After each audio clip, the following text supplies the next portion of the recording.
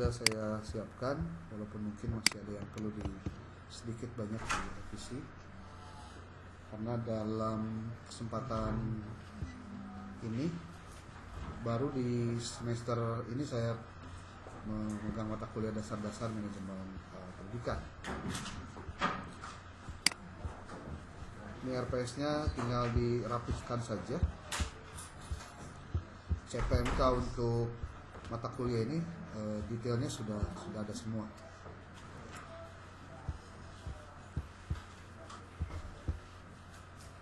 Ini untuk mata kuliah dasar-dasar manajemen pendidikan. Nah, untuk UTS itu adalah penyusunan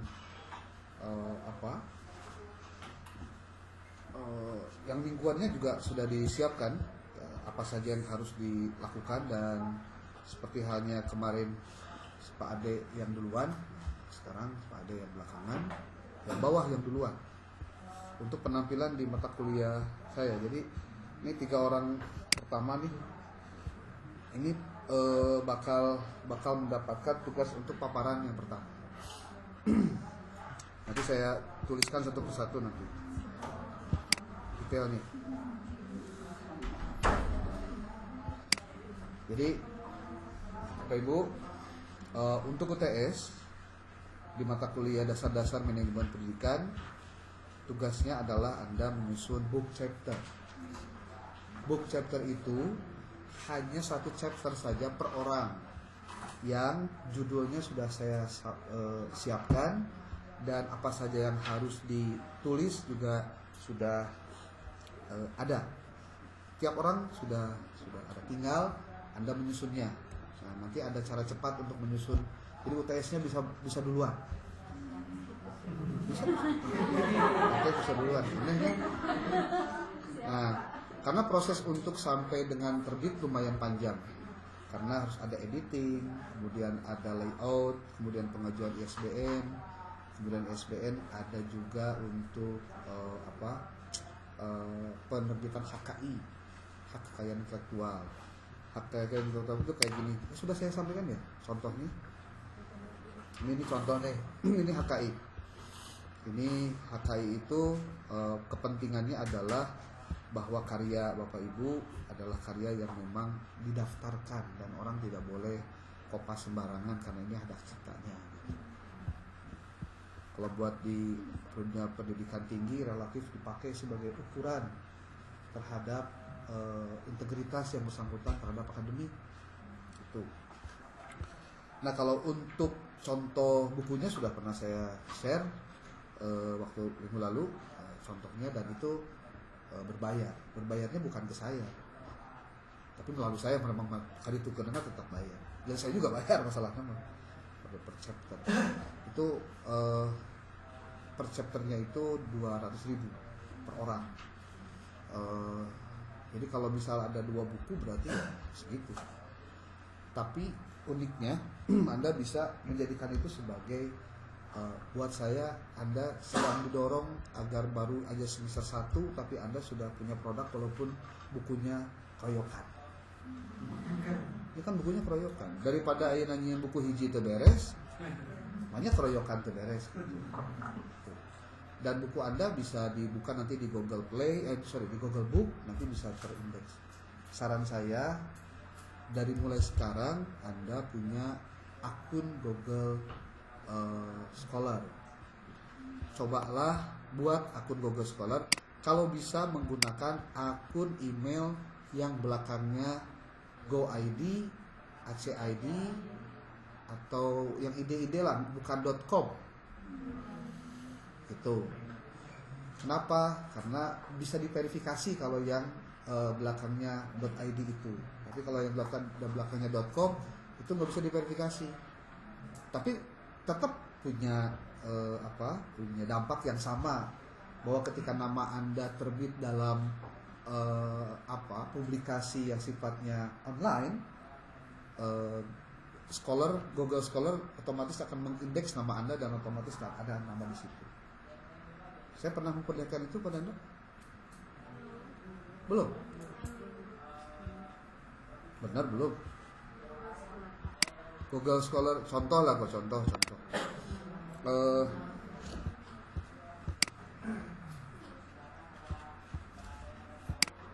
Kayaknya sudah deh. Ini sih belum. Ini aku lah. Nah, sebaiknya Anda punya akun email student nggak?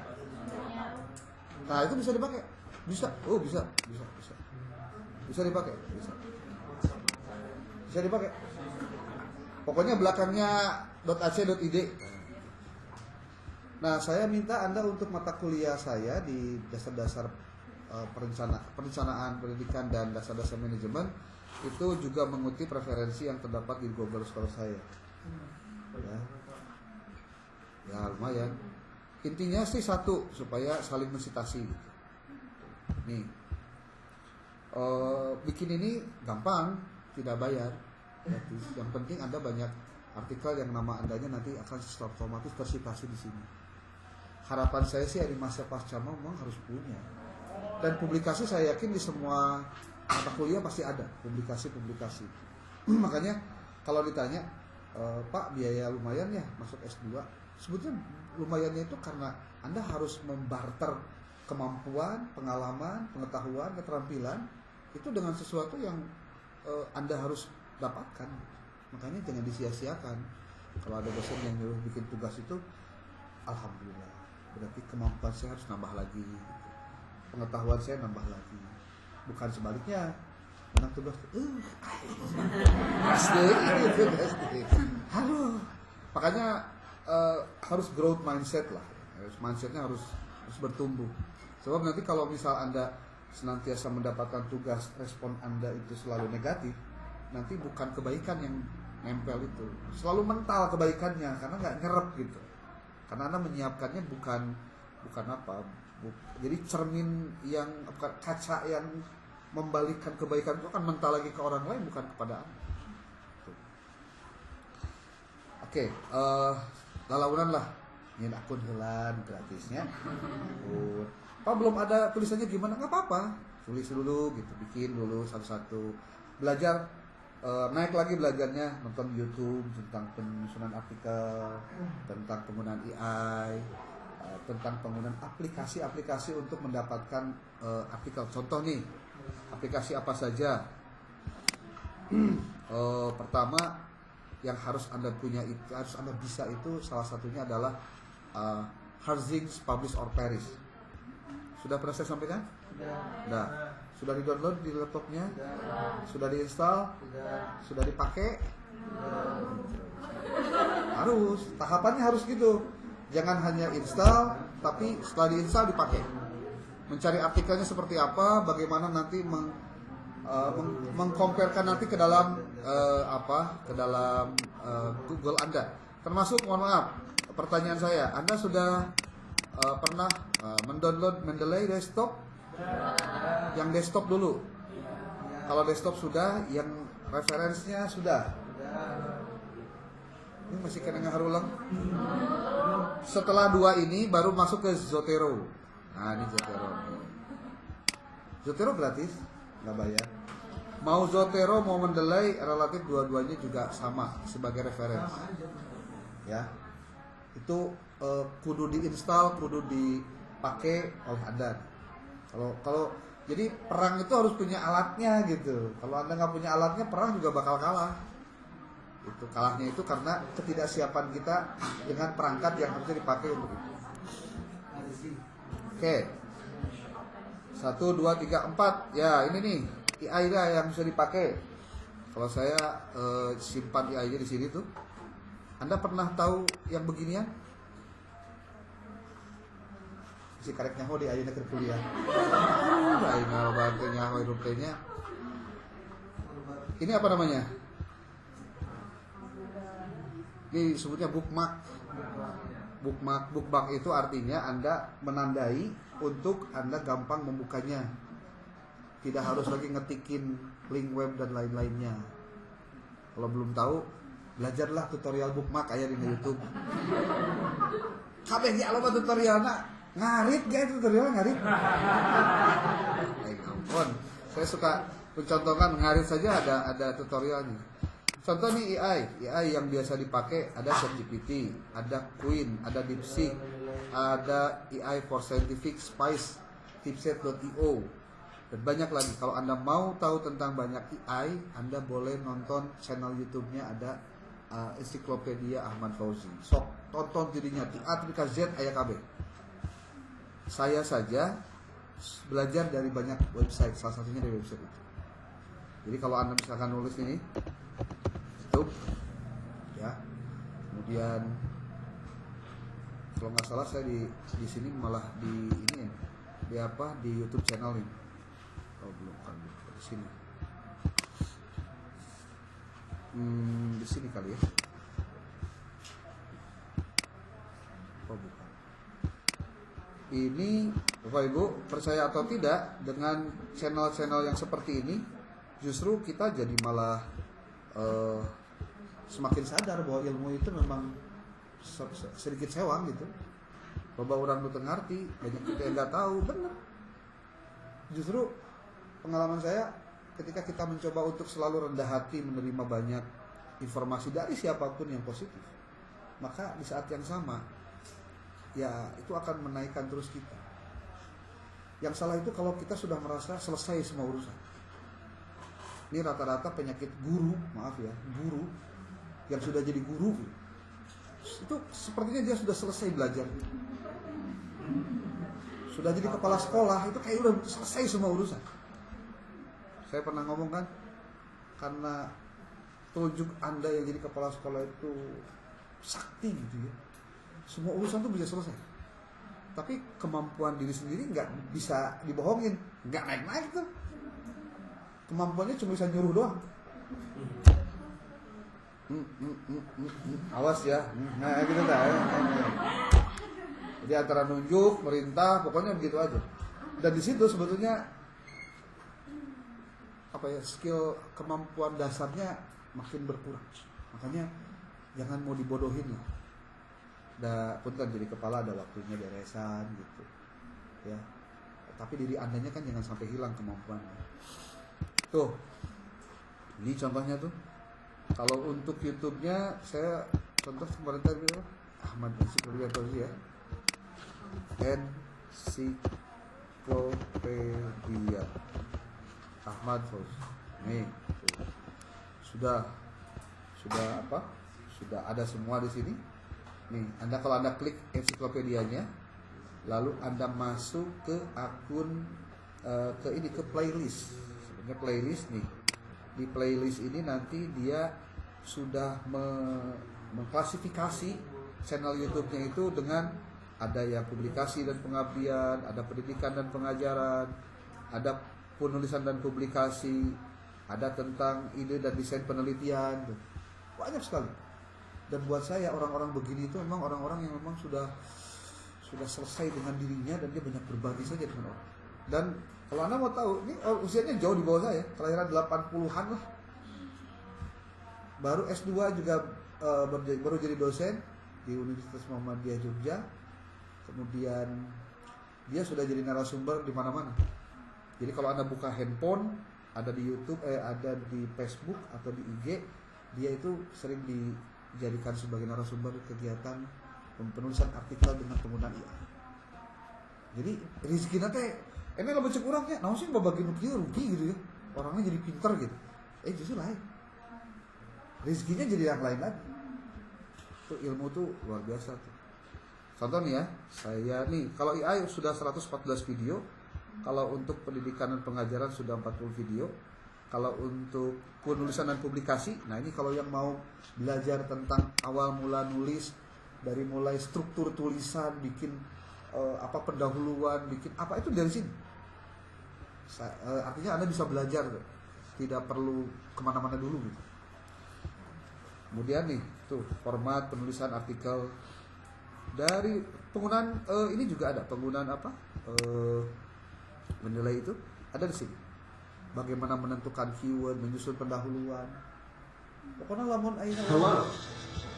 Communicate in English easily. Use Grammarly and feel confident with effective communication. Grammarly's instant correction. Assalamualaikum warahmatullahi wabarakatuh. Berjumpa lagi. Lima, ya. Tuh, panduan lengkap bagaimana cara mencari artikel jurnal, cara mencari jurnal, bagaimana cara menulis kutipan, rujukan, citasi itu belajarlah dari sini semua, Pak. Tidak ada yang tidak bisa dipelajari, asal kitanya mau nggak belajar. Karena kalau tahu aksesnya, masa sih kita nggak bisa deh. Tuh. Parafrase, perbaikan grammar, proofread, kami aja gitu. Pasti Anda nanya, Pak, seberapa lama saya harus belajar begini? Kata kuncinya cuma satu. Anda harus berani menyisihkan waktu sedikit saja setiap hari hanya untuk belajar satu video. Satu hari satu. Saya itu beruntungnya ketika COVID, Pak.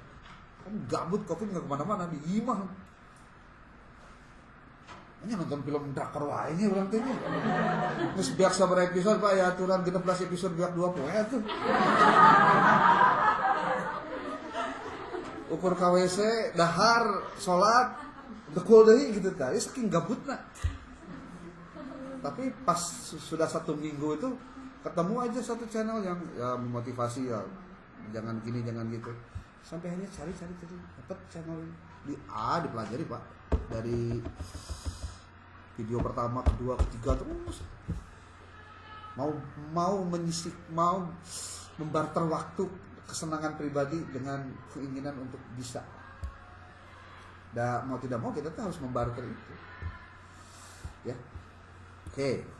Publish or perish sudah kan. Ada lagi open knowledge maps. Itu juga bisa jadi referensi untuk Anda menjadi AI untuk mencari artikel juga. Open knowledge maps, openknowledgemaps.org. Ada lagi researchrabbit.org. Ini nanti kan bisa ketemu Pak, mana yang bagus, mana yang lama, mana yang baru, ini dengan menggunakan ini. Anda cari tutorialnya ada di YouTube semua Pak. Kemudian ada lagi tadi apa? Research Rabbit Pak. Research Rabbit. Kok kayak kelinci? Ya memang tentang kelinci. Tapi maksudnya bukan kelinci yang dimaksud. Tapi ini Pak, Research Rabbit AI tool for smarter, faster literature reviews. Untuk pencarian literatur review. Yang penting kata kuncinya apa, di situ cari. Di situ Anda tinggal login. Nanti ketika login, Anda tinggal sign up dengan email Anda. Nanti Anda punya kesempatan untuk melakukannya. So, saya dibuka AI untuk tools Anda belajar. Ada lagi?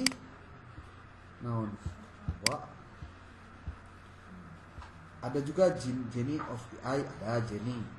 Ada juga Black Box. Banyak lah sekarang. Saking banyaknya jadi liar, udah kebingungan memakai Pak. Saking banyak. Pusing. Oke. Saya mau sampaikan dulu terkait dengan RPS di dasar-dasar manajemen pendidikan. Untuk tugasnya ini untuk mata kuliahnya nih. Jadi karena dasar-dasar manajemen pendidikan itu akan membahas konsep, prinsip, fungsi dan teori dasar manajemen yang diintegrasikan dengan nilai-nilai keislaman. Maka mahasiswa diajak untuk memahami perbedaan manajemen umum dan manajemen pendidikan Islam. Pendekatannya inter dan multidisipliner dalam MPI serta faktor internal dan eksternal yang memengaruhi pengelolaan lembaga pendidikan Islam. Saya pernah menjelaskan kalau tidak salah minggu lalu, mudah-mudahan saya tidak lupa. Anda itu akan diarahkan CPL-nya itu, capaian pembelajarannya itu adalah profilnya sebagai 3. 1 sebagai akademisi, 2 sebagai peneliti, yang ketiga sebagai konsultan. Nah berarti mata kuliah mana yang memang mengarahkan Anda pada profil itu. Kalau untuk mata kuliah perencanaan, sepertinya masuknya kalau tidak di konsultan, di akademisi juga bisa. Tetapi kalau untuk mata kuliah dasar-dasar manajemen juga sama. Kalau di profil sebagai penelitinya di mana? itu ketika apa yang Anda lakukan itu by research. Jadi menjadi konsultan itu bukan karena kebiasaan. Soalnya pan bahasa kieu. Dari dia mah kieu biasa nage. Nah, itu yang biasanya bakal ketemu dengan mentok, tidak mau ada usaha-usaha yang secara saintifik dilakukan. Seperti kalau ada pertanyaan, kenapa ya kalau tahun ini pada turun nih siswa yang daftar ke sekolah saya? Kalau jawaban Anda, dah biasana sih lamun tanggal tahun ganjil tak sok ieu cenah. Sekarang 2025 sok turun cenah. Karena ganjil, horor kan ganjil mah cenah. Gimana sih maksudnya gitu. Jadi jangan cocokologi, harus saintifik. Oke lah, contoh untuk standar aliyah kita lihat hampir rata-rata bisa turun ya. Karena satu ada SMA 50 siswa per kelas, kemudian juga ada kebijakan satu kecamatan satu SMA. Itu membuat lembaga seperti aliyah, madrasah aliyah itu wah sudahlah ketar-ketir Pak, ketar-ketir. Sekolah SMA saja ketar-ketir, kemudian aliyah. Sementara madrasah itu bagian dari lembaga yang menjadi concern dalam manajemen pendidikan Islam Pak. Makanya saya sampaikan dari mulai sekarang, mudah-mudahan Anda tahu coupling Anda di MPI, yaitu bahwa coupling MPI itu karena lembaga pendidikan Islam secara normatif, saya katakan, maka yang Anda bisa jadikan kajian itu adalah lembaga-lembaga yang labelnya madrasah atau Ratul Atfal atau PPKI, kalau coupling, dan pesantren, karena lembaga pendidikan Islam. Apakah sekolah Islam terpadu, sekolah dasar Islam terpadu, sekolah SMP IT, SMA itu masuk kategori lembaga atau manajemen pendidikan Islam, manajemen di lembaga pendidikan Islam? Kalau secara normatifnya tidak, karena ruang lingkupnya berbeda. Ya. Tetapi karena gini, kalau ditanya kenapa sih ada prodi MPI, kalau Anda mau tahu sejarahnya ya. Salah satu alasan MPI itu lahir itu karena kegelisahan dan keresahan dulu Prof. Tafsir ketika beliau menjadi dekan tentang lembaga pendidikan Islam yang cenderung kualitasnya rendah. Hampir rata-rata rendah, saya bilang tidak semua rendah, hampir rata-rata rendah. Sehingga diusahakan perlu ada cara-cara yang benar bagaimana untuk bisa meningkatkan itu. Maka lahirlah prodi dulu tuh. Waktu saya tahun 95 jadi di S1, ada program studi baru namanya KI, Kependidikan Islam. Ternyata KI itu isinya adalah keilmuan yang mengarahkan si mahasiswa untuk menjadi orang yang manajer gitu, bisa jadi kepala sekolah gitu, jadi kepala TU. Itu yang punya peranan di manajerial. Dan bergeser entah di tahun berapa saya lupa, kemudian prodinya menjadi prodi MPI. Jadi lahirnya MPI itu untuk ujung-ujung MPI, tapi ada embrionya gitu. Nah, saya bertanya banyak kepada mahasiswa, calon mahasiswa dan mahasiswa di pasca, ketika ditanya kenapa Anda masuk MPI, template jawabannya kurang lebih ada 5 bentuknya. 1, karena saya punya lembaga Pak. Oh, kamu bikin lembaga? Bukan Pak, saya pewaris Pak, bukan perintis. Pewaris dia mah. Oke, 1 tuh. Yang kedua rata-ratanya, karena saya sekarang di lembaga pendidikan Pak, saya ingin lebih mendalami. Kamu punya lembaganya? Enggak Pak, saya pengen jadi kepala sekolah, pengawas, dan lain-lain. Ya, template lah, jawaban kan itu sebenarnya. Yang ketiga, ya saya ingin mendalami manajemen Pak, supaya saya bisa menjadi konsultan pendidikan. Jadi kesannya mau konsultan teh kayak itu kan dia yang katanya dibayar gitu nya. Ya tidak naon sih gitu nya. Itu mah kahoyongnya. Kahayang mah masing-masing bebas Pak. Ya, keinginan. Ada lagi yang keempat, saya pengen jadi dosen Pak, kan harus S2 minimal. Oh ya udah, bagus. Ada juga tuh pengen ke akademisi.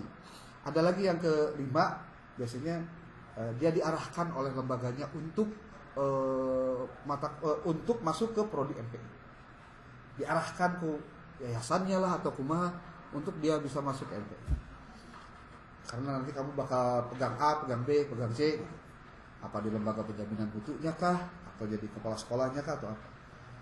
5 template jawaban ini latar belakang kenapa orang masuk MPI. Ada yang lainnya? Ada, tapi jumlahnya sedikit lah. Gak tahu pas saya juga ujung-ujung daftarnya ke MPI. Atau yang kedua, saya pilihan itu MPI itu bukan pilihan pertama Pak sih. Tapi aneh MPI itu favorit loh, tidak salah. Benar. Jadi kalau Anda dapat MPI itu lain musibah, itu berkah itu. Sebenarnya banyak orang yang justru tidak masuk ke MPI. Kayak itu ke asuh, dia tak asuh. Ya Anda mah tersesat di jalan yang lurus. MPI kan ulah dianggap ini ya, apa yang nggak jelas. Oke, balik lagi ke sini. Untuk di mata kuliah kita di dasar-dasar manajemen pendidikan ini, pendekatannya adalah project based learning. Mahasiswa diarahkan untuk menganalisis kasus nyata, merumuskan solusi berbasis manajemen Islami, dan menyusun proyek pengembangan lembaga pendidikan Islam. Pada akhirnya, mahasiswa diarahkan untuk mampu menghasilkan karya ilmiah berupa laporan proyek yang aplikatif, inovatif, dan sesuai dengan etika akademik sehingga mendukung profil lulusan sebagai manajer, peneliti, maupun konsultan di bidang manajemen pendidikan Islam. Jadi, kalau jadi konsultan kan nggak bisa cocokologi atau apa ya namanya, ada istilah lain tuh. Yang orang itu karena tebak-tebak buah manggis Pak gitu. Nggak boleh Pak. Harus saintifik. Satu saat ketika Anda ditanya sebagai lulusan MPI di sekolah tempat Anda mengabdi contohnya, Pak Adi contohnya, ini jumlah siswa kita kan bentar lagi mau ujian nih contohnya. Gimana ya supaya nanti ujiannya lulus, kemudian keterserapannya masuk ke perguruan tinggi. Oh iya Pak, kalau menurut saya sih kita itu Pak kurang istighosah Pak. Jadi kita tuh harus istighosah Pak selama 7 hari 7. Apa salah istighosah nggak? Itu salah istighosah Pak. Kau mau ditambah kita kayaknya perlu Pak mendidik anak-anak kita itu untuk tawasulan Pak ke Wali Songo Pak. Itu harus didatangi Pak untuk mendapatkan barokahnya. Cik salah teh eta Pak. Enggak salah. Cuma nempatkan dengan tujuannya beda, itu masalahnya. Tadi kita tuh suka nyampurkan karena itu Pak. Bahwa kalau ingin anak lulus keterserapan 100%, ya harus yang terukur. Contoh, adakan programnya program pembekalan atau pemantapan. Waktunya berapa lama, materinya apa saja. Kemudian kalau mau menggali soal-soal, harus seperti apa penggalian soalnya. Diukur nanti kalau ada tryout, berapa kali tryoutnya, bagaimana persentase naik tidaknya. Kan yang begitu Pak yang diminta. Bukan kemudian ini dijadikan solusi, lain salah ya tanah lain. Tapi Anda sedang menjawab pertanyaan yang tidak sesuai dengan jawabannya gitu. Kalau itu dipaksakan, berarti kan bukan saintifik yang digunakan. Itu salah satu contoh saja Pak. Salah satu contoh. Nah, kemudian untuk struktur RPS-nya, ini tuh saya kirimkan kepada Anda. Nah, terus ini ada tema research Bapak Ibu. Tema research-nya itu yang akan menjadi tema untuk di UAS Pak. Di UAS. Sudah saya siapkan sebanyak 32 tugas. Kalau Anda ada yang belum sreg atau tidak sreg, nanti Anda boleh sampaikan. Contoh. Ini sudah berbasisnya pada basis riset lapangan ya, riset lapangan. Di sini juga saya sudah siapkan. Mohon maaf, bentar. Ini buku 1 ya, sorry, buku 1. Ini nih. Contoh nih, Pak Ade Sutisna. Urgensi manajemen pendidikan Islam dalam meningkatkan mutu pembelajaran di madrasah ibtidaiyah. Studi lapangan di MI Al-Falah Sukabumi. Contoh. Tapi kan ini tempatnya bisa bebas lah. Kalau ternyata tempat Anda bukan di MI, Anda mau di Aliyah Sanawiyah silahkan. Itu maksud saya, ini hanya bagian dari memberikan pemantik untuk temanya. Contoh lagi, Pak Adib. peran manajemen pendidikan Islam dalam peningkatan akreditasi Madrasah Sanawiyah.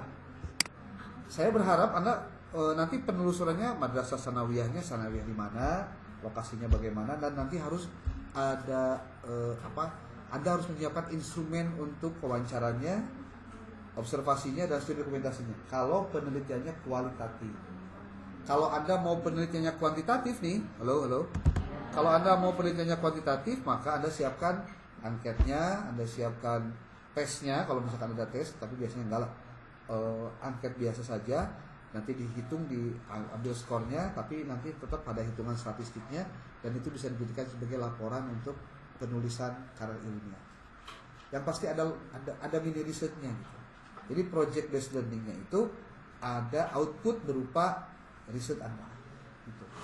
Nah, Anda tadi seperti tadi yang saya lakukan pada saat diskusi dengan ChatGPT juga sama begitu. Kalau Anda ingin mengubah ini menjadi tema yang bisa lebih faktual, silahkan diarahkan untuk menggunakan tema-tema untuk artikel contohnya. Tapi tetap research.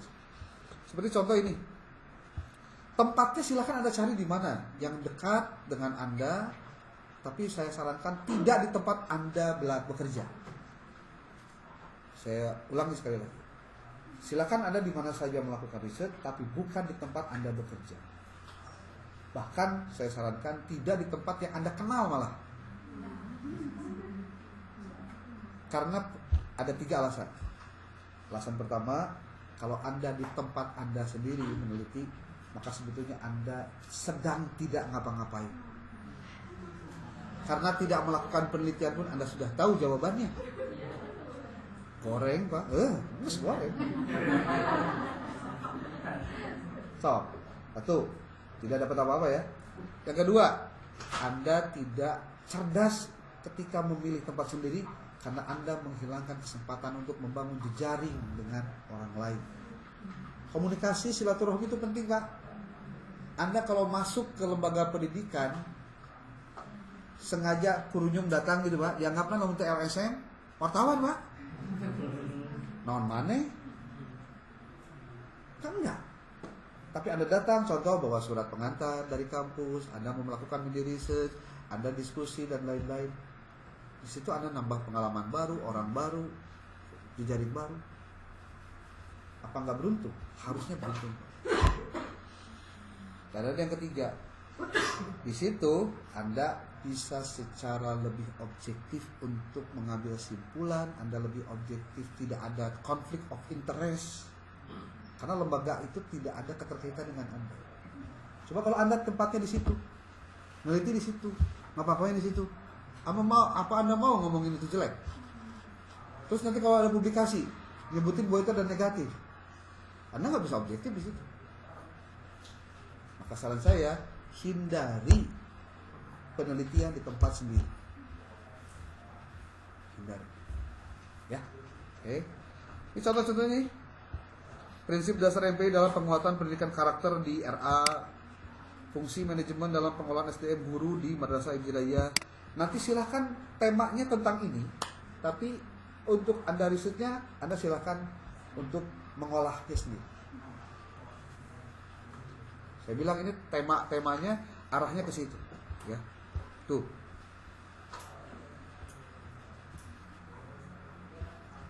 Sudah ada orangnya? Ketemu? Kalau kebetulan dapat yang perguruan tinggi keagamaan Islam contohnya, berarti ke STAI, ke institut yang ada Islamnya gitu. Itu contoh. Kenapa? Template-nya. Nah, kalau untuk template-nya saya serahkan kepada Anda mau masukin jurnal kemana? Nah itu kan. Kan ini harus publikasi Pak. Loh, justru aku sampai semester 1 kudu publikasi. Kalau tidak bersinta tidak apa-apa. Hah? Misalnya jurnal yang masih akreditasi, masih proses akreditasi harus sinta. Harus sinta lah. Sinta genep juga tenan naon. Tapi yang nanti saya pengenin dari Anda untuk latihan submit mah itu artikel yang ini, yang apa? Bukan. Itu yang tadi kayak yang epistemik tapi non artikel presentasi. Oke? Artikel yang buat presentasi silakan Anda submit kemana saja. Yang mau tidak bercinta pun tidak apa-apa. Itu buat latihan Anda, latihan. Pokoknya tapi kudu terbit. Nggak apa-apa yang tidak bercinta pun, yang baru terbit pun, cari lembaga yang belum ada jurnal, ya. Yang dia mau bikin jurnal, tulisan Anda masuk di situ pasti terbit. Ngerti itu maksudnya? Iyalah. Cari yang belum bercinta, yang belum akreditasi, yang dia masih butuh artikel. Saya nanti kasih tahu linknya. Ada banyak sebenarnya, ada banyak. Kalau hanya untuk terbit banyak, ya. Tapi kalau Anda mau rada beda, ya memang harus ada standarnya. Nah makanya yang UAS itu saya sarankan terbit di yang bercinta. Kalau yang latihan ini, Anda bebas kemana saja, itu buat latihan Anda. Tapi saya sarankan tetap harus terbit. Kalau tidak ada terbit gimana Pak? Minimal LOA-nya. Karena rumusnya satu Pak. Jurnal yang belum bercinta, dia pasti akan akreditasi. Dan boleh jadi pada saat nanti, beberapa tahun kemudian, artikel Anda sudah terakreditasi karena jurnalnya terakreditasi dari latihannya. Sok, dimulai sekarang searching lah. Gampangnya gini, Anda tinggal lihat aja tulisan-tulisan saya itu terbitnya di mana, itu aja dia. Pak, izin untuk yang UAS itu, misalnya ternyata jurnalnya itu publishnya di bulan tertentu, berarti LOE cukup? Cukup, LOA cukup. LOA cukup. Yang penting ada kepastian terbit. Ya, boleh. Boleh. Bapak tingnya.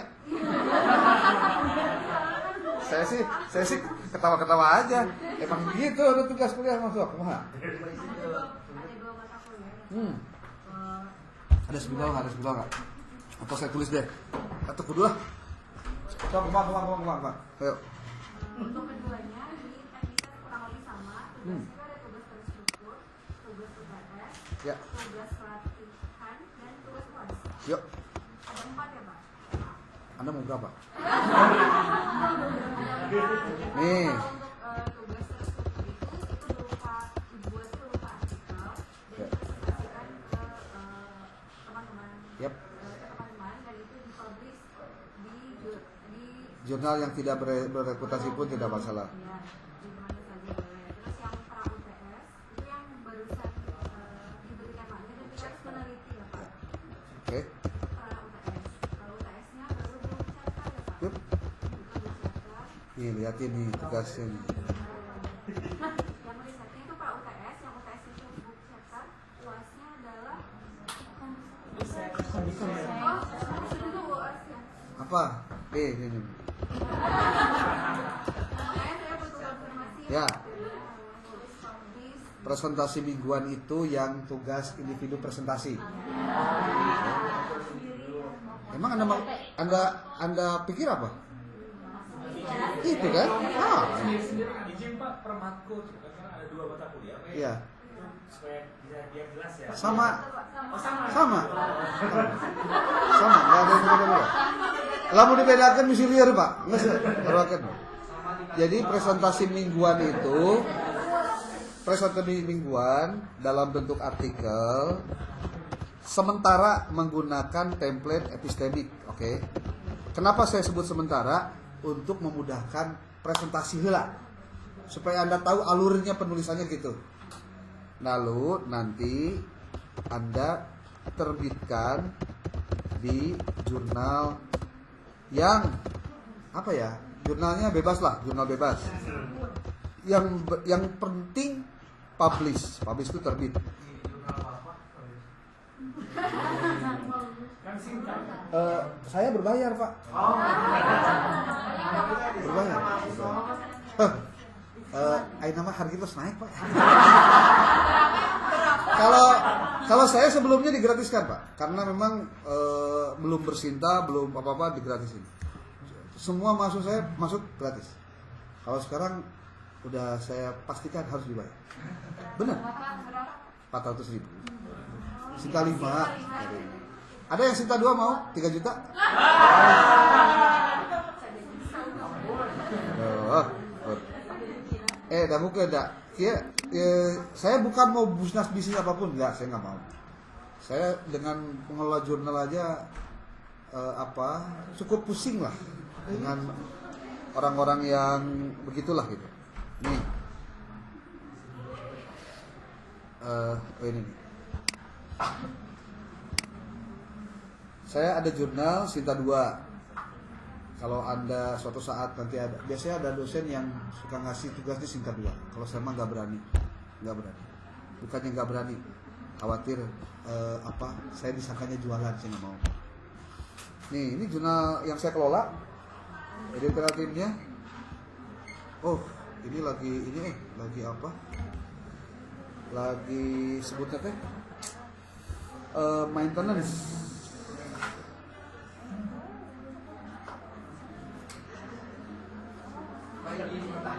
Siap. Kalau yang apa kan yang Sinta itu Sinta 5. ada template sendiri kan yang Sinta.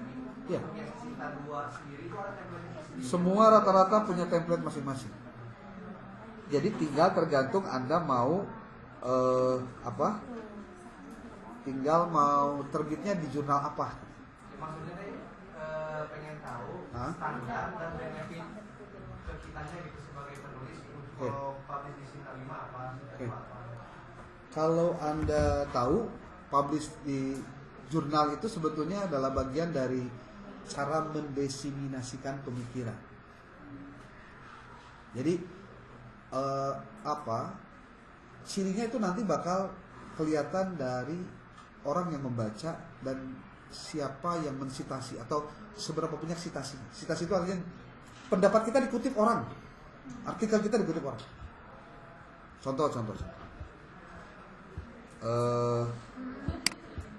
Ini ada, ini aja nih. Kalau ini ada buku, ada artikel. Saya ambil yang yang artikel dulu deh. Artikel ini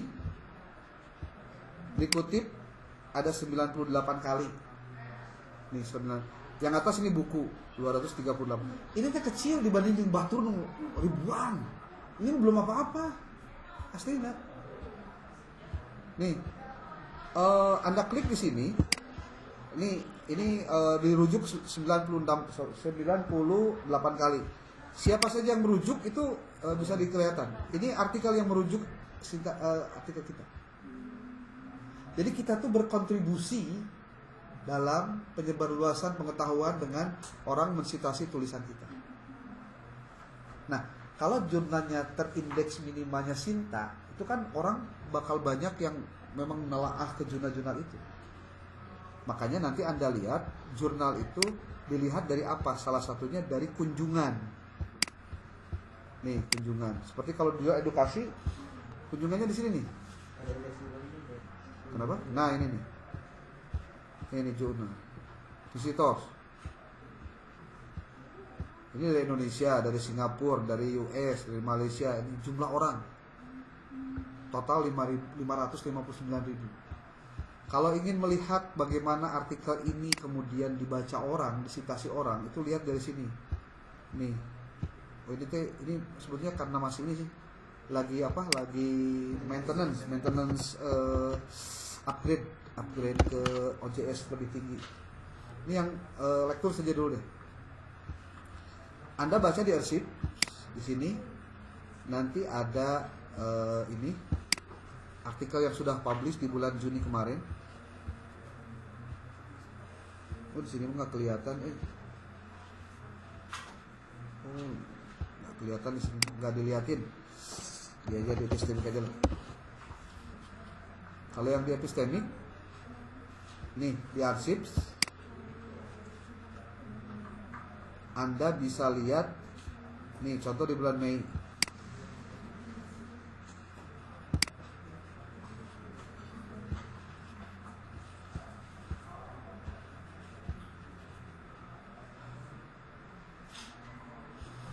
Nih, lihat.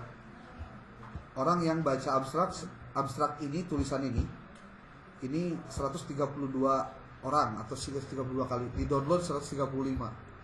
Ini 76 jam 91. Terus orang kalau ngedownload paling tidak baca, setelah baca nanti sitasi. Tulisan kita. Tuh. Jadi penyebar luasan ilmu itu salah satunya dengan menampilkannya di jurnal ilmiah berkala. Sebutnya berkala ini karena terbit secara rutin. Termasuk kalau misalkan Anda sebagai guru ingin tahu bagaimana best practice tentang sesuatu, Anda tinggal cari saja artikelnya. Ada nggak risetnya? Itu. Jadi apa yang ada dalam tampilan jurnal hakikatnya adalah bagaimana kita bisa berbagi dengan orang lain dengan riset-riset yang sudah dilakukan. Keuntungannya adalah kita tidak perlu, menurut saya ya, ada beberapa hal yang kita tidak perlu lakukan karena orang lain sudah lakukan, kita tinggal copy paste aja apa yang dilakukan orang lain. Kalau kita mau mencontoh, contoh seperti Anda jadi kepala sekolah, saya pengen tahu bagaimana cara berhadapan dengan guru berkaitan dengan burnout contohnya, atau stres. Ada risetnya nggak? Ada yang kuantitatif, ada yang kualitatif. Dari situ kan ketemu variabelnya apa saja, komponennya apa saja, rekomendasinya apa saja. Berarti di situ si orang tadi atau si kepala sekolah tadi dia sedang mencari solusi dengan cara saintifik.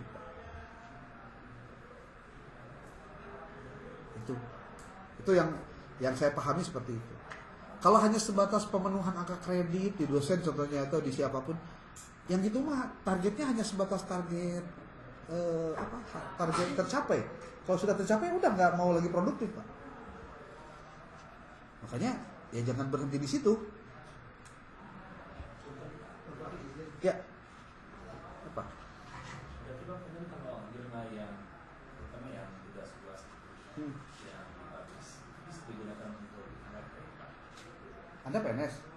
Bisa. Coba tanya ke apakah ada kewajiban untuk publikasi? Pasti ada di jurnal, ya ada lah. Makanya mesti semangat. Pokoknya kalau untuk urusan publikasi tidak ada satupun yang tidak bisa dijadikan sebagai syarat apapun. Contoh. Anda jadi guru, pengen punya ada keinginan bahwa Anda pengen jadi guru berprestasi. Alat ukurnya apa? Karya, Pak. Bukan omon-omon. Ini kejadian pernah di saya tahun 2017. Ini cerita aja. Saya sebelum jadi dosen kan saya jadi guru, Pak. Saya guru SD. Tapi siangnya cosplay jadi dosen, Pak. Jam 1 siang gitu. Jadi dari pagi sampai siang jam 12 saya jadi guru, jam 1 saya ngajar di perguruan tinggi. Padahal masih S1 waktu itu. Di swasta. Kemudian 2023 saya pindah ke aliyah, jadi guru aliyah. Tapi tetap cosplay jadi dosen. Siangnya sampai sore. Kemudian 2013 saya jadi pengawas madrasah. Pengawas madrasah selama 6 tahun. 2017 saya ikutan lomba pengawas berprestasi tingkat nasional ceritanya. Menang juara 5, Pak. Dari 5 peserta. Ya, 38 provinsi yang diambil hanya 5. Tamu 5 teh ditandingkan, Pak. Ditanding saya juara 5. Kudu pakai juara 5. Saya mah ada ini, Pak. Geus teu ngarepkeun naon. Ningali orang-orangna siapa yang juara, guys hopeless, Pak. Saya orang Sunda satu-satunya di antara yang 4 orang itu. Karena memang di Jawa Barat maksudnya kan wakil Jawa Barat. Yang lainnya ada di Jogja, ada di Jawa Timur, ada di Jawa Tengah, terus aya anu di Jakarta. Kan saya mah suka kieu, Pak, ninggalina. Geus menang sih. Hopeless, Pak. Orang ngajan powerful we ngomong. Di situ kan ada preferensi, Pak, juara teh saha gitu. Sudahlah. Baik. Juara 5 ge 1 juta, Pak. Jadi saya mah tidinya geus lah teu ngarepkeun juarana, nu penting 1 juta. Jadi bebas, Pak, pikiran teh. Apa, Pak, yang dijadikan sebagai saya bisa nampil itu, Pak? Portofolionya, Pak, ieu tah. Portofolio segini, tebal. Kalian maksudnya yang sudah terpublikasi, buku cuma 2 tampilan ya Pak, tampilan depan, tampilan ISBN-nya sama tampilan belakangnya, udah nggak pakai apa-apa lagi. Lalu dicetak jeung buku udah kudu sabaraha. Jadi kalau Anda guru, kalau Anda apa-apa, ya Anda harus punya karya. Suatu saat contoh, Anda hayang jadi dosen, hayang. Saya bilang hayang ya. Ayeuna mah beureun can kabayang. Beres kuliah mah jadi hayang jadi dosen. Kalau Anda ingin diterima di perguruan tinggi, gampang sebetulnya. Dan saya tuh tukang nerimaan dosen baru gitu. Saya mau pertanyaan dibalikkan. Apa yang membuat Anda yakin Anda bisa diterima? Apa yang membuat saya harus menerima Anda gitu loh bahasa. Kalau cuma punya ijazah doang, Pak. Orangnya punya, Pak. Apa yang dia punya yang orang lain nggak punya? Saya pernah nerima salah satu ya lulusan dari satu perguruan tinggi. Punya Google Scholar, artikelnya ya 10. Terkuliah kan itu nulis Pak. Terus boga HKI nana. Nah, sekarang kieu bukan dari mana? Naon? Urang teh hese ngabina karena dia sudah bisa. Karena jadi dosen beda jadi guru, Pak. Kalau jadi dosen mah dia harus penelitian, harus pengabdian, harus penelitian dan pengabdian pada masyarakat dan harus ada karyanya. Kalau jadi guru pun kan sebatas Anda ke kelas selesai. Tapi kalau Anda punya karya jadi guru, bagus nggak Pak? Oh bagus Pak. Anda akan jadi beda orang. Makanya kalau punya karya, jangan merasa rugi, itu maksud saya Pak. Apalagi sedang kuliah. Gitu Pak. Aku izin, Ya. dalam proses submit jurnal itu kan ada proses reviewer ya Pak. Kemudian sementara dalam perkuliahan kita itu ya Ngebahas. beberapa pertemuan, apalagi tugas yang tadi Bapak maksud itu kan yang diterbitkan itu kan untuk UAS ya Pak. Nah, maksudnya di situ kan ada proses reviewer Pak. Ya. Kemudian juga kan bisa jadi cepat, bisa jadi lama Pak. Ya. Nah, pertanyaannya ketika masih proses reviewer apa masih belum bisa Pak diterima? Karena sekedar submit kemudian nunggu reviewer kemudian Ya di situ mah pinter-pinter kita. Gimana pinter-pinternya? Jadi gini, saya kasih tahu nih.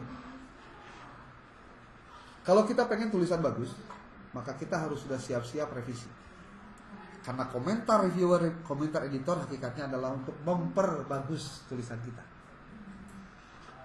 Memang penyakitnya orang Indonesia, ini saya sampaikan ya. Penyakitnya orang Indonesia, satu, pengen cepet terbit, pengen cepet diproses, dan pengen cepet terbit. Padahal submitnya baru seminggu. Makanya yang begituan saya jarang komentar. Pokoknya gini aja, Anda harus tahu kapan jurnal itu terbit. Terbitnya kapan? Setahun 3 kali kah? Setahun 2 kali kah? Setahun 4 kali kah? Setahun 5 kali kah? Atau setiap bulan? Anda harus tahu dulu itu. Kalau frekuensinya Anda tahu bahwa ini frekuensinya banyak, contoh setahun 6 kali, berarti 2 bulan sekali dia terbit, maka potensi Anda untuk terbit bakal tinggi. Kalau setahun 3 kali, relatif juga, tapi tergantung setahun sekali terbitnya berapa artikel yang publish. Kalau Anda lihat nih ada satu jurnal, saya kasih tahu nih, jurnalnya namanya Al-Islah. Ini saya lagi masukin artikel ke sini. Al-Islah jurnal. Jurnal ini terbit setahun 3 kali. Tapi sekali terbit 60 artikel. Bayarnya berapa? 1.700.000. Murah. Sehingga 2. Nih, artikelnya, nah ini nih. APC-nya segitu 3 tuh. Worth it lah. Saya ya ini nih. Terus tadi saya bilang apa? Terbitnya berapa kali? Nih ada di sini di home. Nah, dia terbit setiap setahun 4 kali, Maret, Juni, September, Desember kali. Anda harus tahu nih yang beginian nih. Saya ngelola juga jurnal yang gratisan, tapi sedang akreditasi, sedang. sedang. Jurnalnya ini, jurnalnya ini.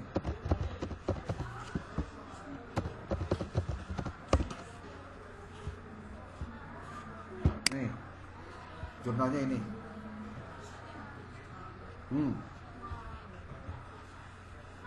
Saya sebagai editor in chief lagi di sini. Tuh. Disebut lagi saya mah tukang jurnal. Ayah, mamaneh we. Nah, sebabnya kalau saya pengen andanya punya tulisan, punya dan biasanya jarang dosen anu ngomongin beginian detail. Karena mungkin bukan pengelola jurnal, bukan tukang nulis, tukang maca gitu. Saya tukang nge-review, tukang bisa menentukan artikelnya bagus apa enggak. Itu bisa mencoret artikel itu layak atau enggak, itu udah biasa. Gitu, Pak. Sekali lagi, Pak. Di jurnal itu kan ada batas maksimum Kata penulis. Kalau misalnya contoh saya dengan teman saya terus lagi satu prodi gitu, atau dengan teman sejawat misalnya dari Cirebon misalnya yang sama-sama S2 di pendidikan juga, Ya. terus gabung boleh nggak, Pak? Boleh. Itu yang saya maksud, Anda harus kolaborasi kalau gitu. Biar kalau bayar juga ada bisa renteng. Jangan. Anda kan bisa ngomong begini, saya punya artikel nih, mau terbit Sinta 3 atau Sinta 4 dan sekian. You mau ikutan nggak jadi penulis 2? Udah, nanti gimana cara saya berkontribusinya? Ya Anda baca aja artikelnya, ada yang mesti dikurangikan, ditambahkan. Bahkan kalau Anda mau terbitkan jurnalnya, artikelnya, 1 launching pakai bahasa Inggris. Dah, ini pakai bahasa Inggris terjemahkan gampang itu gampang. Kalau sih ngehese, pakai ya aja bisa, ya tuh. Oke, nih tadi apa? Saya teh sampai mana? Pertanyaan ini teh. Nih, presentasi teh artikel, ya. Artikelnya dipublikasi, artinya dipresentasikan. Bikin PPT-nya juga kan di sini nih. Artikel plus PPT. Lalu gunakan PPT epistemik. Setelah itu nanti silakan Anda template-nya gunakan template artikel jurnal yang mau Anda terbitkan. Jadi bisa diubah nanti, diubah. Ari paparan mah menggunakan jurnal ini. Yang kedua, UTS mah book chapter. Book chapter mah itu saya sudah siapkan template-nya, timeline-nya, nanti selesaikan, kerjakan, dan nanti berbayar. Bayarnya 200.000 per chapter.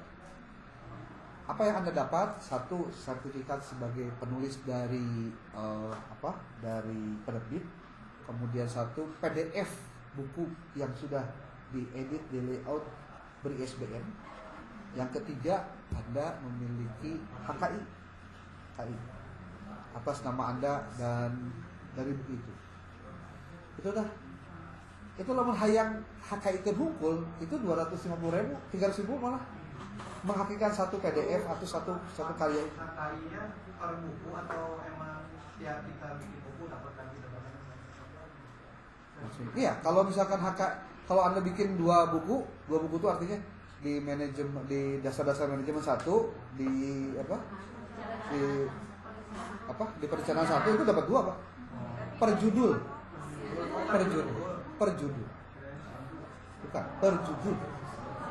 Nggak bisa HKI 2 judul 1 HKI, nggak bisa. Per judul. Karena per ISBN.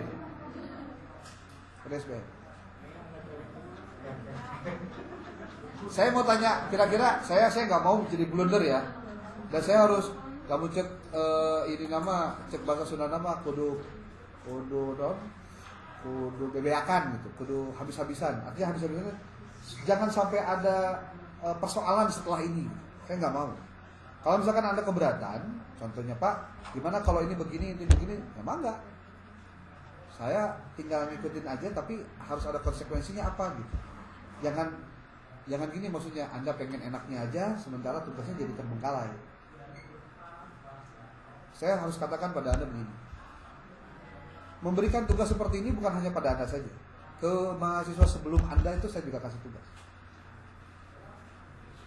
Apa semuanya suka? Enggak, ada juga yang nggak suka. Saya kasih tahu aja, ada yang nggak suka. Mungkin karena tadi menerimanya bukan dengan legowo dan kerendahan hati. Apa yang terjadi? Yang jadi repot itu bukan di saya, di dianya. Dia cerita kemana-mana ngomong. Wah, kuliah itu cuma memberatkan. Wah, ada dosen yang begini. Ngomong kemana-mana ngomong. Sampai akhirnya kedengar sama prodi. Terus kan di rapat dosen tuh, karena ada yang ngomong gitu kan jadi di rapat dosen. Saya sih santai aja. Oh, kemudian kaurang gitu ya. Jadi sih begitu, Pak. Karena saya memang suka ngasih tugas yang memang harus mereka terbit, publish dan lainnya. Oh, buat orang. Oh, setelah panjang lebar. Prodi itu saya kasih saya lain cina yang tadi ini, lain saya. Aduh, lebih parah deh ternyata. Sakit itu artinya saya naon sebenarnya mah. Jadi artinya pada saat itu saya baru tahu, memang bukan ke saya, tapi saya tahu orang-orang yang mahasiswa yang ngomong itu kemana dan lain-lain. Karena ternyata kata kuncinya satu ketemunya, dia nggak ngerjain tugas. Dianya nggak ngerjain tugas itu. Pas dicek oh nilainya memang can keluar. Jadi ceritanya karena dia tidak mengerjakan, ngomongnya susah. Tapi babaturanana anu teu ngomong naon beres pagaweanana. Kan lucu, Pak. Cek saya teh lamun teh ieu teu beres atau ini memberatkan. Kenapa dari awal nggak ngomong? Anda tinggal selesai aja, Pak, saya nggak mau ngerjain. Ya selesai sudah. Saya juga nggak bakal memberatkan Anda. Anda contoh termasuk mustadafin. Contoh ini masuk dalam kategori 8 asnaf yang mustahik zakat contohnya ya. Ya saya juga nggak bakal maksa, Pak. Anda goringin contohnya, ya sama kayak saya goringin.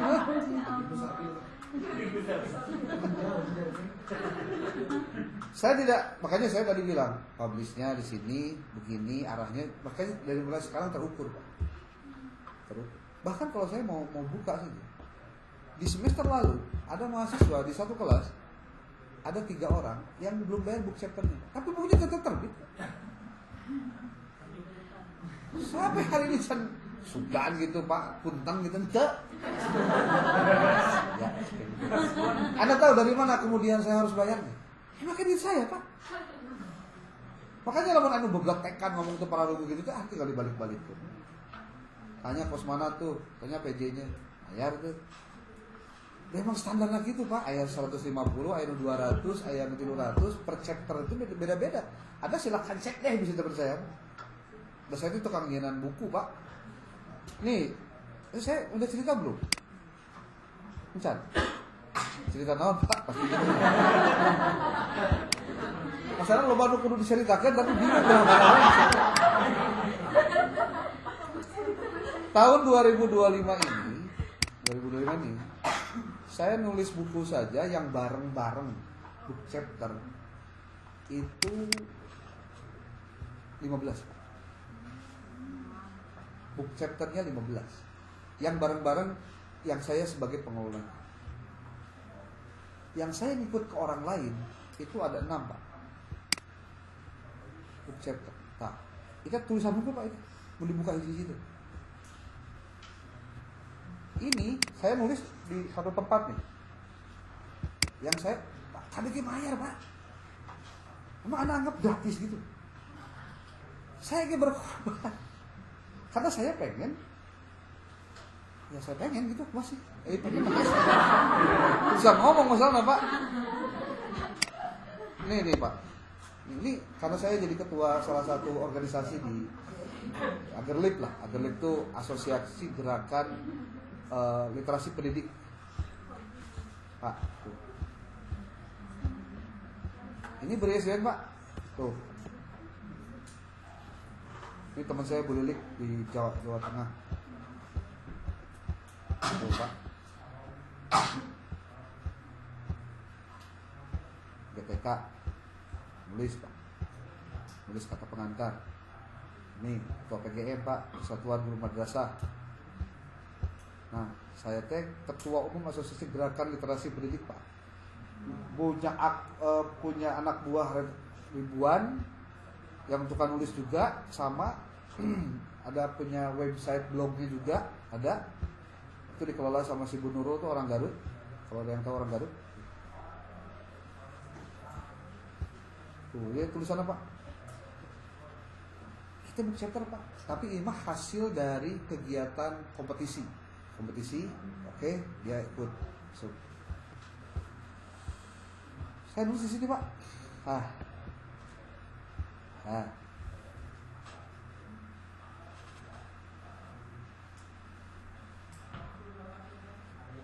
Bukan hanya tugas kuliah Pak, tugas yang lain juga dikerjakan. Udah pasti yang buku-buku yang sesuai dengan apa sebutnya itu kepakaran saya. Kepakaran saya di bidang apa manajemen dan kepemimpinan itu sudah pasti Pak. Nih. Ini tahun 2025 Pak, buku baru bareng gula Pak, San Palangan tuh. Yes. Dasar-dasar manajemen pendidikan. Saya buku nama. Kurang nulis Pak.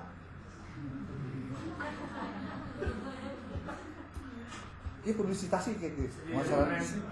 Hah? Ya iyalah. Saya kan gak jualan Pak. Atau referensi atau jadi kan? Kan saya mah lain diktator Pak. Enggak, saya kasih nanti filenya. Naon sih urusan kieu ge hese Pak. Tuh Pak. Terus aya ISBN-an Pak. Tuh. Jadi encannya mata kuliah diajarkan nulisnya mah geus diheula Pak. Tuh. Ya, walaupun kalau ditanya sama orang, Pak, kieu gini tulisan teh. Iya, atuh maneh. Saya mah sok kadang-kadang pusing Pak jelema sok nanya. Kalau bah tulisan, mana itu nyieun atuh? Imannya henteu bisa nangan ngahina, itu mikir Banyak Pak, sering saya suka nulis sih ceritanya. Saya ada banyak tulisan dan sekarang lanjut terus. Tulisan di LPNU Jabar. Tulisan saya di sini ada lebih dari 30 lah, kurang lebih ya. Kurang itu. LPNU Jabar juga. Ceritanya nulis tentang kepemimpinan dan narcissistic personality disorder (NPD). Nah, sebab saya nulis terus di share, berarti ayam tersinggung gitu Pak. Sudah dibaca tuh Pak. Bos, tong kieu teh. Aya nu tersinggung pan ya. Urusan orang nulis atuh kayak gitu. Jadi tulisan dibalas dengan tulisan, Pak. Jangan dengan lisan atau hanya sebatas chat WA gitu, jangan gitu. Enggak, jangan begitu. Searchinglah dari jawablah dengan ini Pak, dengan karya lagi. Terus saya nulis di ada lagi, bukan di sini ya, LPNU Jabar. Ini di LPNU Jabar. Nah, link nanti sih kan katanya.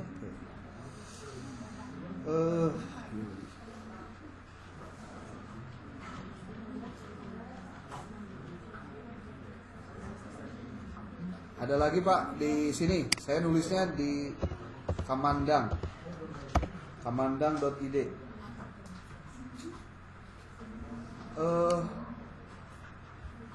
Nonton grup teh non ngaran teh?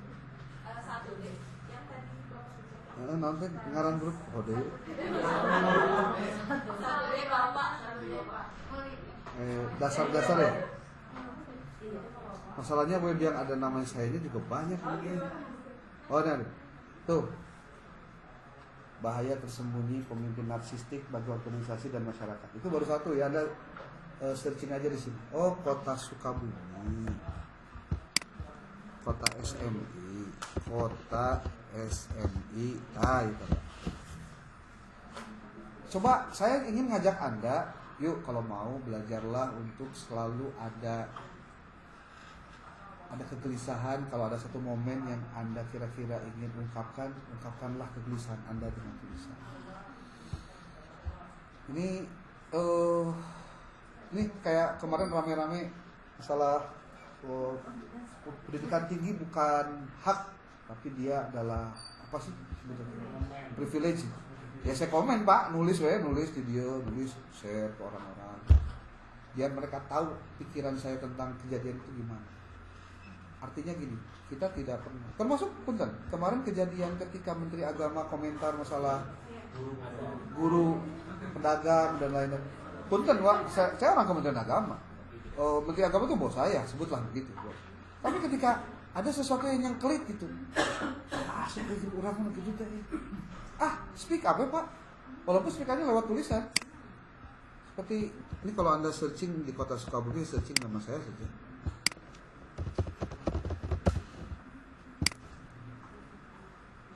Ini Pak. Nih. Saya nulis ini.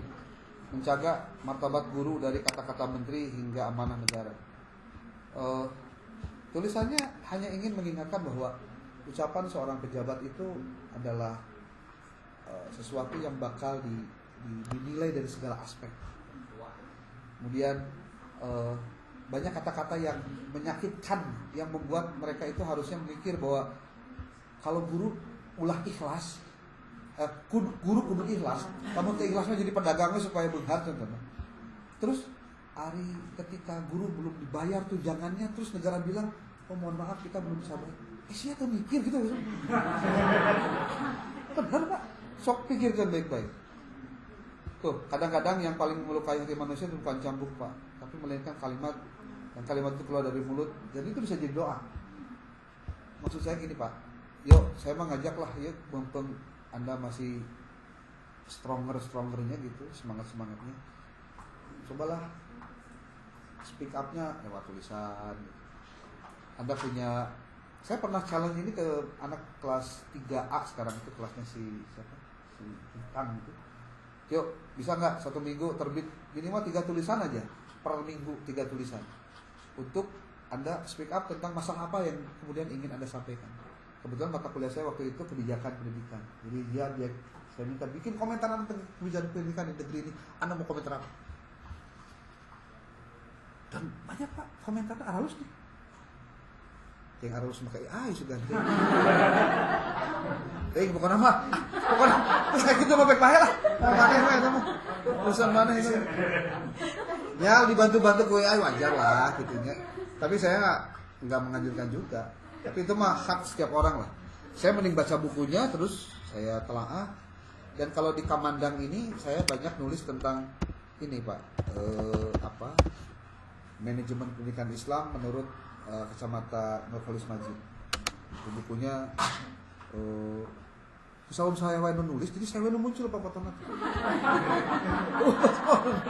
Jadi orang teh penulis tetap gitu, kebelah kemana. Hal-hal yang beginian memang tidak semua orang suka Pak. Memang harus dengan waktu, harus punya passion juga. Tapi ya harus mau. Karena kalau tulisan kita terbit, paling tidak ada sebuah perasaan bahwa ada orang loh yang baca tulisan kita, sehingga saya bisa sedikit banyaknya memberikan sedekah atau jariah. Persoalan apapun itu lain cerita. Jadi kuliah itu ukur kuliah Pak. Emang harus jadi donatur UIN?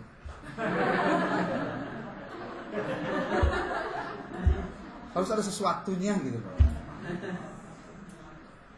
Sok mulai dari sekarang lah nulis-nulis itu di WhatsApp lah. Pak nanti saya kirim kemana ya? Gitu. Nanti saya bisa bantu. Kalau Anda mau, sok tulis aja kirim ke saya baca dulu, saya edit ya dikit-dikit. Nanti saya kirim ke nanti saya kasih nomornya. Nanti Anda tulis ke orang ini bahwa Anda adalah mahasiswa saya untuk ditulis. Ini sini nih Kamandangnya. Mumpung can begitu ini, tapi dia lagi mulai.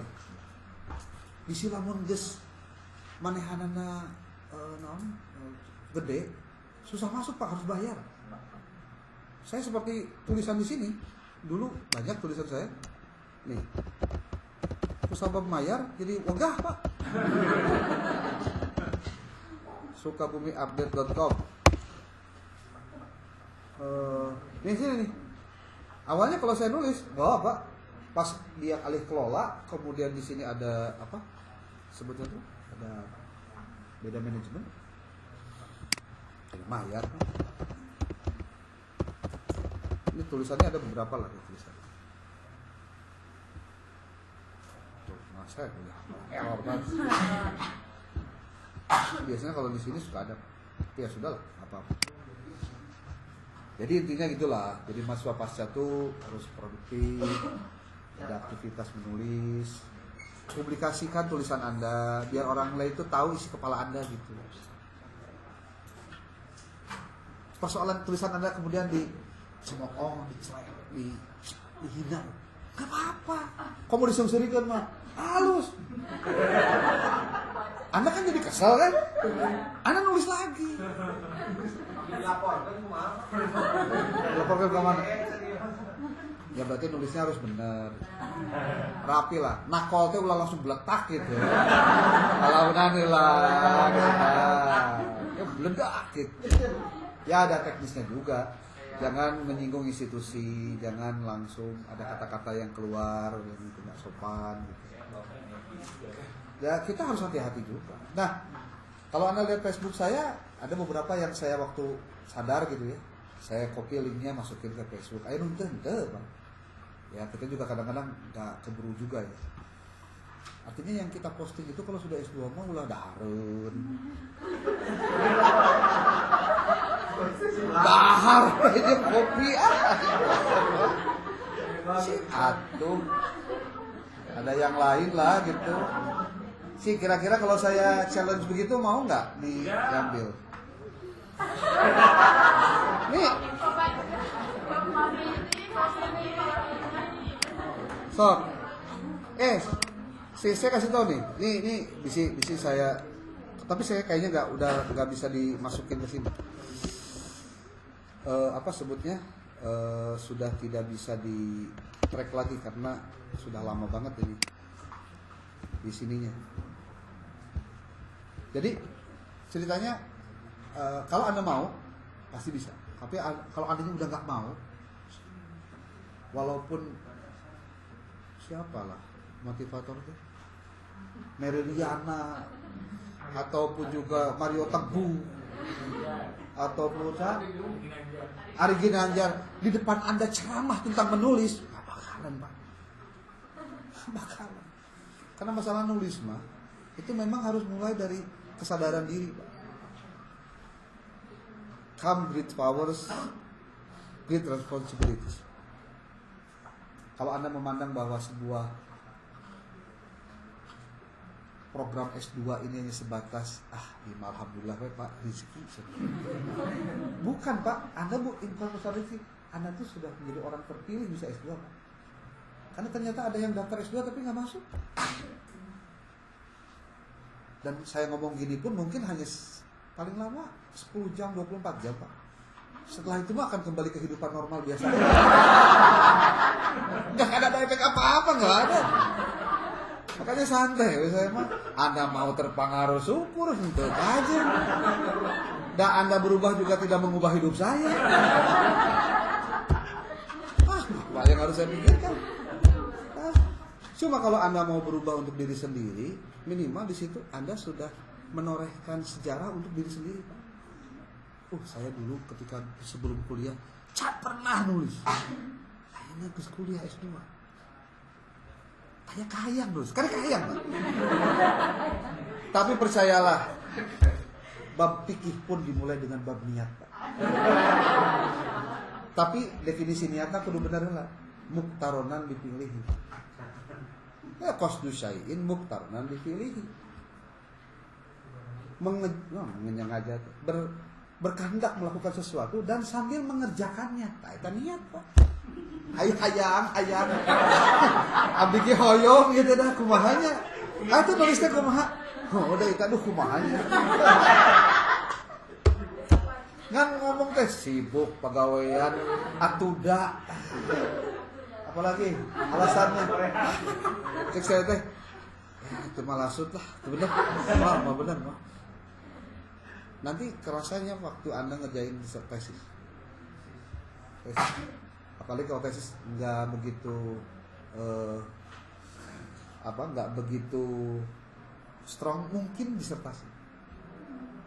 Banyak orang-orang S3 itu senang kuliahnya, semangat kuliah. Tapi pas disertasi, males. Balik kita tesis, Pak.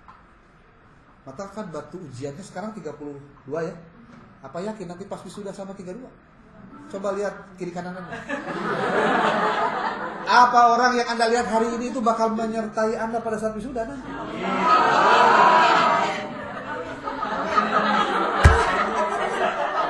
Saya nggak yakin, Pak.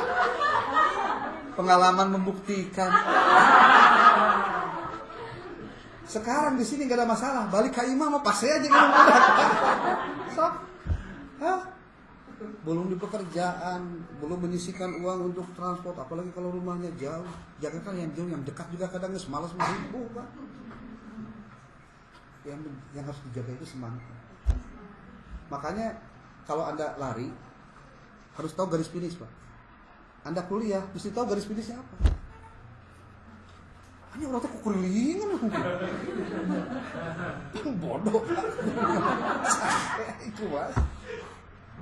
Harus tahu garis finish. Oh, garis finish saya adalah saya harus wisuda, saya harus dapat ijazah, saya harus punya karya, saya harus A, B, C, D. Tentukan dari sekarang garis finishnya. Ini sudah matrikulasi kuliahnya. Hah? Enggak, karena saya nggak masuk ya. Ya saya enggak. Boleh bertanya, Pak? Ya. Di luar konteks tapi nggak wisuda. Karena kan salah satu syarat kita waktu daftar itu kan membuat proposal siswa. Ini kan tidak tahu proposalnya itu layak atau tidak. Dan di kemudian hari bisa dijadikan apa namanya tesis atau tidak. Ya. Yang pertama, yang kedua juga ketika kita misalkan menggunakan metode kualitatif, apakah bisa dengan mudah digantikan menjadi kuantitatif, Pak? Ya. Seperti yang Bapak dorong ke mahasiswa-mahasiswa ini. Ya. Pertama, proposal Anda yang kemarin itu sebatas gugur kewajiban Anda bisa masuk.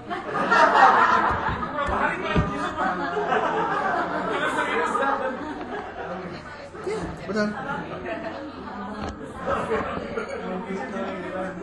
Justru karena Anda mengerjakannya, jadi nanti pada saat Anda kuliah, Anda belajar tentang metodologi penelitian, kalau ada yang kurang dan lemah dari apa yang sudah Anda tulis, Anda tahu apa yang harus diperbaiki. Cuma apakah itu yang nanti akan dijadikan sebagai proposal tesis Anda? Belum tentu. Maka pertanyaannya gampang lagi ya, emang ada fokus dan scope yang Anda tulis itu sudah sesuai MPI enggak? Jangan-jangan bukan MPI, Pak. Malah loncat coupling ke PAI, kan jadi nggak boleh. Persoalan mau kualitatif, kuantitatif berubah, nah itu dia. Itu tergantung dari pilihan Anda pada saat Anda mau meneliti lebih lanjut, Anda mau apa. Kalau Anda nanya ke saya, Pak, hayang gancang, kuanti kualitatif, kuanti apa kuali? Saya jawab kuantitatif. Pak, yang mudah nu mana? Oh, mudah, Pak. Karena dua-duanya punya bobot masing-masing. Tapi kalau mau cepat, kuantitatif. Karena kalau kuantitatif itu dari awal bikin proposal itu variabel kudu ajeng, teori kudu ajeng, KB kudu ajeng, kudu bener, nggak boleh salah. Emang kali kualitatif menang salah gitu? Bukan. Kualitatif bisa berubah. Sangat itu. Betul. Kualitatif. Kalau kuanti enggak. Ke lapangan juga paling 4 kali, Pak. 4 kali ke lapangan itu. 1 pada saat Anda datang nyari surat izin. 2 pada saat Anda cek ini uji validitas dan reliabilitas. Yang ketiga saat Anda memberikan angket kepada responden. Yang keempat Anda datang ucapan terima kasih bawa jeruk 2 kilo. Pelaksanaan manajemen kan bisa Bisa. Yang dikajinya apa dulu? ya itu bagaimana itu pelaksanaan manajemen di sana nih, Pak. Ya makanya. Bukan sekolah di bawah Kemenak, dia di sekolah Islam. Ya makanya saya bilang tadi harus sesuai dengan couplingnya. Sebaiknya begitu. Ya.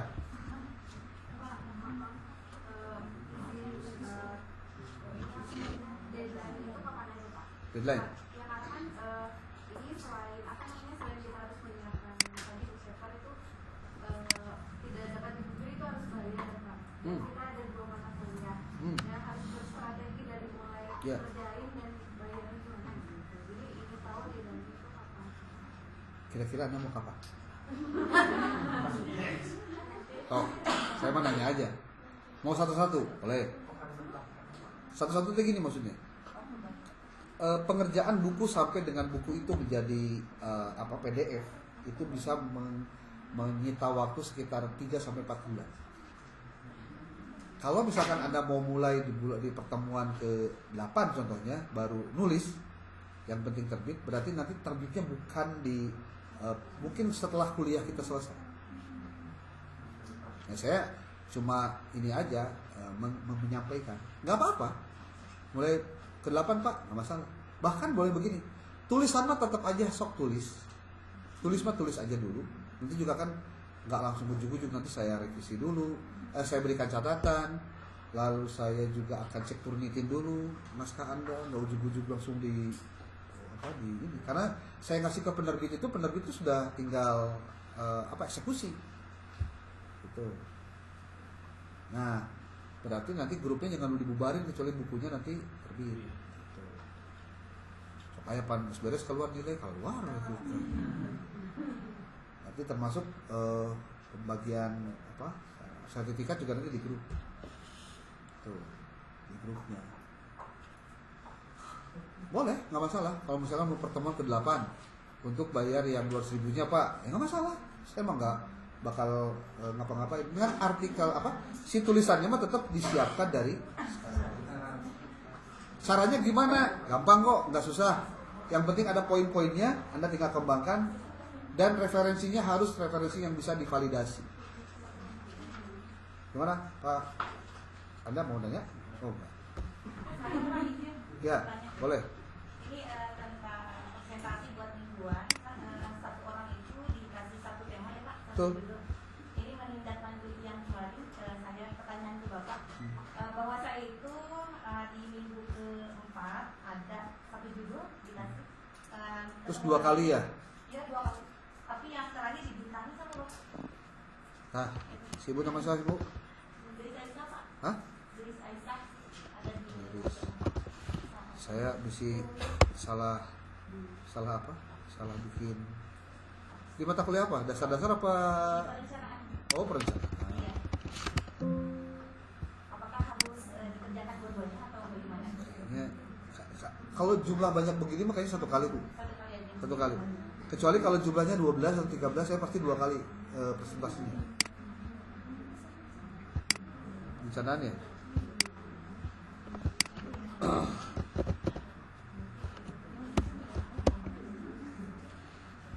Cuma 1 Bu? Deis. Oh, ada 2 ya? Oh iya. Yo, yang awal aja Bu. Gak apa-apa, yang ini nanti Ibu Bu Yuli. Oh iya. Tapi ada yang gak kebagian ya kalau si Bu Deis ini dihapus?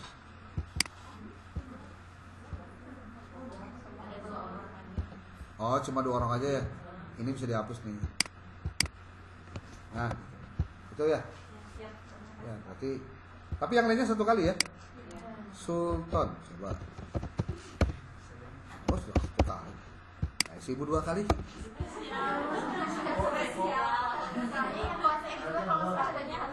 Hah? juga di akhirnya ada 2. Oh, yang terakhirnya aja ya? Oh, Ahmad Lutfi ya? Iya. Benar. Ahmad Lutfi itu ngaran pertama sih. Oh, 2 ya, benar. Tapi si Lutfinya terprotes itu.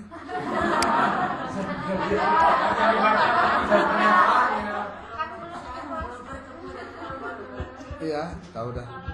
Berarti Ibu di kelas D mah Pak Ade dan Pak Ahmad ini pertemuan pertama ya. Di pertemuan ketiga minggu depan. Ini tema-temanya untuk di perencanaan. Kalau untuk di mata kuliah dasar-dasar manajemen itu ini nih.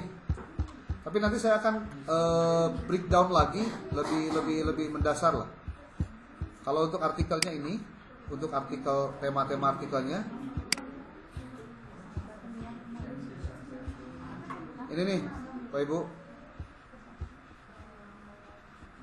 Oh bukan. Nah, Bu Yuli, Sipa, Sultan ada? Ini belum ya? Oh, ya dikirim ya. Iya.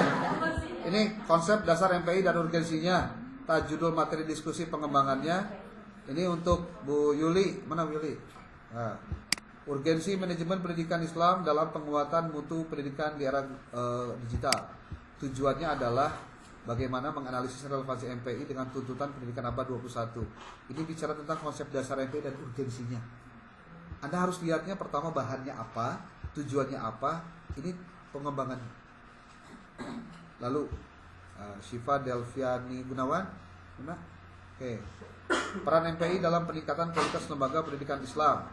Di sini tujuannya adalah mengkaji kontribusi MPI terhadap mutu kelembagaan Islam. Nanti kalau Anda nulis dalam prompt di ChatGPT atau yang lainnya, antara judul, tujuan itu harus dicantumkan supaya dia mengarah pada penjelasannya. Kemudian ini yang ketiga, Sultan Arif mana? Sultan. Judulnya relevansi konsep MPI dengan tujuan pendidikan nasional. Menghubungkan MPI dengan kerangka kebijakan pendidikan nasional. Dengan tujuannya membahas tentang konsep dasar MPI dan urgensinya. Sama ini dijadikan sebagai tugas dengan menggunakan template jurnal epistemik. Silakan siapkan PPT-nya juga dan pastikan satu hal, bahwa paparannya hanya 10 menit saja dan bukan pindah ke Word karena PPT. Jadi lain macam PPT itu kira penguasaan materi gitu bisa ya. Kenapa? 10 sampai 15 lah.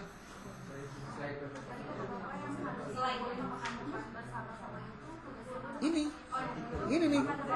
Ya. 2 artikel. Ya pasti 2 artikel. Artikel pertama adalah artikel di mata kuliah manajemen pendidikan, dasar-dasar manajemen pendidikan. Yang keduanya perencanaan. Yap. Ini yang book chapter Ya. untuk tugas Perencanaan. yang memateri perencanaan pendidikan. Kan kebagian bab 2 itu ada studi kasus lima transfer. Ya. Apakah itu harus penulis mini riset? Iya. Kalau yang lain udah kebagian, oke-okean. Sama. Kalau tugas UAS semuanya itu tugas. Oh, sudah. Ya, berarti ada kajian lapangannya. Ya, jadi kan enggak Itu ini apa sebutnya tuh best practice-nya aja. Tahu, gampang. Best practice bisa kualitatif.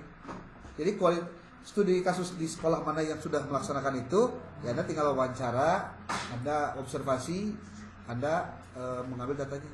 Tapi best practice. Ya. Yang mini riset kan kebagian di jenjang sekolah masing-masing satu dari kalau misalnya kan tadi kata Bapak bebas sekolahnya boleh di mana aja, termasuk pindah jenjang boleh nggak? Kalau misalnya dikasih sama bapaknya ya, saya maunya di MI, boleh nggak gitu? Ya boleh lah, nggak apa-apa. Dari Kayak, yang penting masih ada ruang lingkup manajemen pendidikan Islam boleh. dari PTKI ke MA, misalkan kemarin saya mungkin bisa. Pas saya itu memang PTKI. Ya udah nggak apa-apa lah keluar. Serius benar, karena kalau misalkan saya kan bikin bidangnya itu nanti kalau nggak sesuai passion juga salah. Saya salah. Nggak, jangan. Ya, MTS, MA, MI, pesantren. Itu. TSDRA nggak bisa. Berapa? TSDRA nggak bisa. MTS ke RA jauh tuh. Sekolah ibu. Ibu yang RA. Ini soalnya di daerah saya jarang MTS gitu, Pak, di Permata Biru susah nyari MTS. Atau tukeran jeung anu RA gitu kan. Aneh sih. Sok we lah. Simpel aja. Saya pengennya Anda mencari datanya benar. Mengambil datanya dengan cara yang benar, yaitu dengan wawancara, ada wawancaranya. Saya sampai terus terang aja, saya banyak menulis itu karena saya bikin pola tulisan sendiri itu. Kalau kitanya nggak punya pola tulisan sendiri, kita susah juga cari tulisan. Harus dimulai dari mana, kudu kumaha, naon wae nu dicari, kemudian bagaimana nanti mengalihkan itu menjadi naskah. Itu yang paling sulit itu mengalihkan sudah dapat datanya ke naskah. Kalau sudah punya itu selesai. Jadi saya kasih tahu aja Bapak Ibu, kadang-kadang saya tidak melakukan riset lapangan. Tapi yang melakukan riset lapangan adalah mahasiswa saya yang cari data. Datanya saya dapat, dia dapat, saya olah, dia di artikel. Kalau tidak punya data sama sekali tuh saya bikin artikel, mampus Pak, nggak bisa. Kita plagiasinya tinggi itu pasti. Saya tuh, contohnya, ini yang saya lakukan riset saya Pak. Saya nulis ini nih, ada sebuah tulisannya yang tadi ke sana Pak, ke mana? Tadinya saya mau alihkan ke ICIS, tapi saya kirimkan ke Al-Islah. Risetnya itu adalah saya mengirimkan form untuk ditulis hasilnya oleh kepala sekolah, wakil kepala sekolah bidang kurikulum, kesiswaan dengan sarana prasarana. Terus ini tulisannya itu Pak. Aplikasi nilai-nilai kepemimpinan Islam dalam program madrasah sehat di madrasah negeri. Ini dulu tempat saya sekolah, tapi sudah lama. Yang jadi kepala sekolah sekarang adalah kawan saya. Dia dapat penghargaan 2024 itu dapat apa sebutnya tuh, penghargaan sebagai sekolah sehat, sekolah adiwiyata lah. Untuk madrasah kan sangat jarang Pak. Ketika dapat dia kan luar biasa berarti. Dan saya tahu bahwa kepala sekolah itu karena teman saya, dia punya visi jadi kepala sekolah. Saya tahu dia tidak bayar ketika dia daftar. Tahu itu kenapa? Karena saya tahu persis prosesnya. Kemudian saya hanya berbagi ini aja Pak. Saya hanya membagikan instrumennya.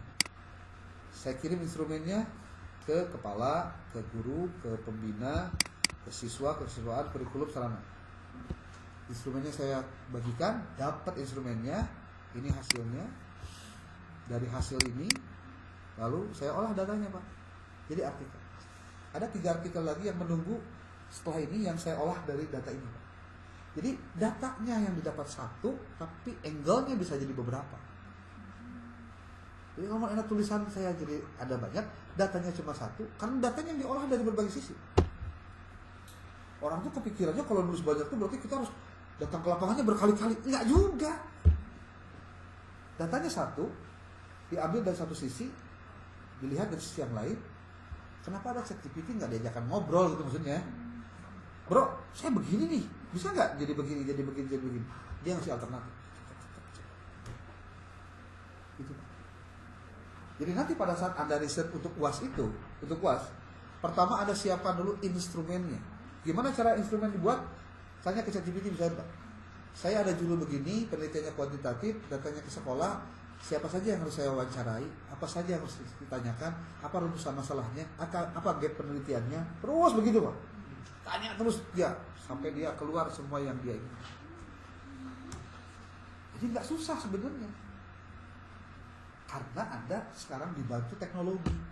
Asal Anda mengarahkan teknologi itu sesuai dengan kepentingan dan keperluan Anda. Itu. Bisa nggak, Den? Kayaknya mudah Pak. Mudah Pak. Kalau saya bisa, Anda juga bisa. Karena nggak ada yang panutup Pak dari Nokia. Panutup. Coba.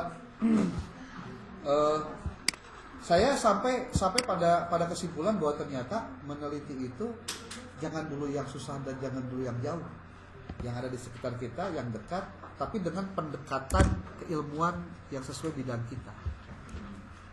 Seperti saya kalau mau ikut conference internasional atau conference apapun, saya selalu apa yang bisa sesuai dengan background saya sebagai MPI. Ini awalnya tulisan saya untuk ke ICIS Pak, cuma nggak masuk. Karena yang daftarnya ribuan, 3 ribuan, yang diterima cuma 110, jadi pantas we. Kesel lah. Coba ke orang dalam deh Pak, itu masalahnya. Padahal similarity rendah, tapi ya sudah. Kita mending masukin tulisan kedua. Ada tulisan lagi, masukin lagi tulisan. Ada pertanyaan lain? Semoga Anda muak. Ada, pasti liar tuh. Kalau SNPIT itu kemenang atau bukan? Dinas. Daerah mana ya? Ya sok lah, pan banyak Bu MTS mah, tah di Cibiru tah di PES belokan aya di nya MTS. Ya. Kalau tadi kan boleh mengubah jenjangnya gitu ya, kemudian tadi juga dibahas terkait kita nggak boleh bisa berbeda kita. Tapi kalau misalkan di satu yayasan, misalkan saya mengajar di MA, tapi di lembaga saya itu ada sekolah tinggi ilmu pengetahuan. Ya. Sama aja Bu. Sama aja. Jauh di jalan. Sama aja, ada di situ masalahnya. Yayasan. Dan Anda walaupun tidak ngajar di sana atau tidak ada interaksi, tapi Anda tahu sebenarnya apa yang terjadi. Karena Anda ordal. Orang dalam. Sama satu lagi Pak boleh? Kalau misalkan tidak pernah buat artikel gitu sama ibunya, tapi itu agak lama bisa satu hari itu masih bisa podcast. Sudah diterbitkan belum? Oh bisa. Bisa. Yang penting menyesuaikan aja, mungkin referensinya perlu di fresh lakan lagi gitu. Referensinya perlu ditambah lagi yang terbaru gitu. Itu aja. Ya, boleh. 20%. 20%.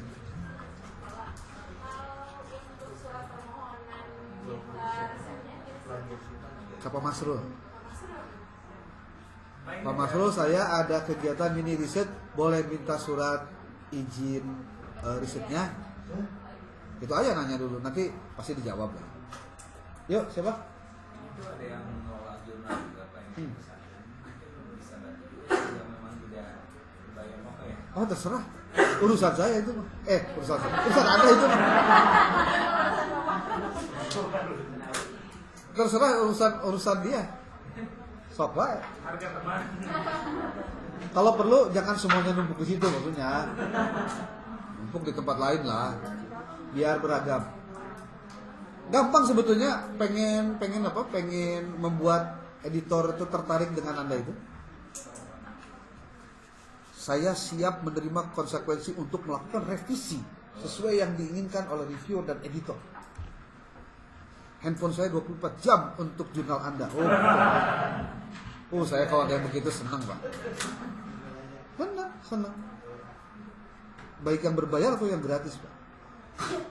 Tapi kalau sudah ada yang autor yang tidak tidak mau kontak gitu, ya sudah saya decline Pak. Decline itu ditolak, di reject.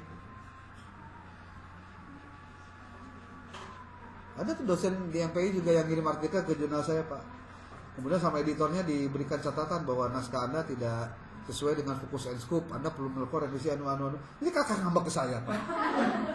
Mau nggak sih jurnal di mah cina orang tak asup ya tulisannya. Aku dari jurnal aku udah sesuai fokus and scope Pak. Kalau saya memasukkan artikel yang tidak sesuai fokus and scope, berarti saya sudah memasukkan artikel yang tidak berkualitas. Fokus and scope-nya aja udah nggak terpenuhi gitu. Dari mana kita tahu fokus and scope? Baca dulu di bagian fokus and scope-nya. Ini banyak yang nggak ngeh gitu maksudnya. Bahwa itu penting gitu. Nih, Bapak Ibu, kalau Anda mau lihat artikel itu baca ininya dulu nih. Fokus and scope-nya. Nih, fokus ini baca dulu ini. Bagaimana saya supaya memastikan tulisan saya sesuai dengan ini? Termasuk ini nih ya. Ini nih. Fokus and scope nih.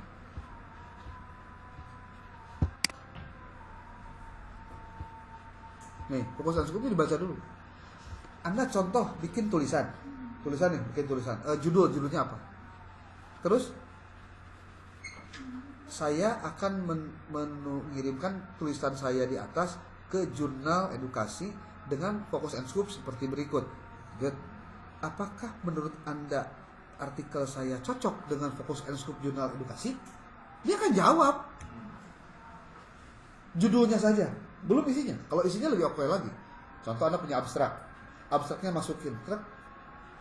Jika saya ingin memasukkan artikel dengan abstrak di atas ke jurnal edukasi dengan fokus and scope seperti di bawah ini, bagaimana penilaian Anda? Diterima atau tidak? Bisa langsung ketemu hasilnya. Kita aja sebelum masukin artikel udah bisa nilai artikel kita fokus and scope masuk nggak? Gitu Pak. Ke semua jurnal itu begitu dulu, cek dulu fokus and scope. Fokus and scope oke. Kedua, apa? Author guideline-nya. Sesuaikan dulu author guideline-nya. Jumlah katanya sama atau tidak. Penggunaan reference manajernya benar atau enggak. Font yang dipakainya ukurannya benar apa enggak. Kemudian lagi penulisan tabelnya benar apa enggak. Penulisan gambarnya iya oke atau tidak. Terus struktur penulisannya sama atau tidak dengan template. Karena ada juga yang result and discussion dihijikan. Kalau untuk kualitatif, yang kuantitatif dipisah. Ada yang nulisnya ada literatur review dulu sebelum masuk ke metode. Macam-macam. Makanya lihat template-nya. Itu Pak. Jadi kalau Anda tidak lihat template, nulis yang Anda terus ada kirim ke jurnal itu, ya pasti ditolak. Walaupun mungkin sesuai fokus and scope. Tapi kalau tidak sesuai fokus and scope, ya pasti akan ditolak. Apalagi kalau cek similarity-nya Pak. Habis. Bahasa Indonesia itu paling mudah terdeteksi similarity Pak. Makanya hati-hati. Harus diparafrase. Saya sudah memperlihatkan ini pada Anda belum? Tentang, ini terakhir ya. Tentang penulisan naratif dengan parentetik Pak. Belum? Sudah? Jadi penulisan itu gayanya, penulisan itu ada tulisan penulisnya ditulis, kemudian ada ini, kemudian ada itu. Kemudian menggunakan untuk dihijikan dina mendelay kayak gimana itu. Sudah ya? Belum. Silakan ya. Waktu lagi udah habis. Nih, Pak, ada citasi naratif penulisnya dan tahun di awal baru titik. Ada parentetik mah pernyataan aja dulu, kemudian diakhiri dengan penulisan penulis dengan tahun. Anda mau yang mana bisa. Nah, penggunaan menilai bisa nggak dipakai untuk yang citasi naratif? Bisa nggak? Bisa. Jangan manual. Enggak, saya pertanyaannya, Anda sudah terbiasa atau pernah pakai mendeley? Atau baru ketemu ketika kuliah ada mendeley? Baru. Nah, mungkin harus kenalan dulu lebih lanjut, Pak. Salah-salah dikit nanti kita perbaiki lah, dan nanti juga akan ada proses revisi. Yang penting mau belajar untuk memperbaiki. Tutorialnya tolong dibaca benar, ya. Oke, sudah saya kirim dulu nih filenya bisa naon teh. Pokok. Kelas E si Ibu siapa? Heni ya? D tuh ini ya. Yang Bu siapa? Pupi. Bisa dihubungi ya? Bisa dihubungi nggak orangnya? Ya, dihubungi. Kelasnya di mana gitu?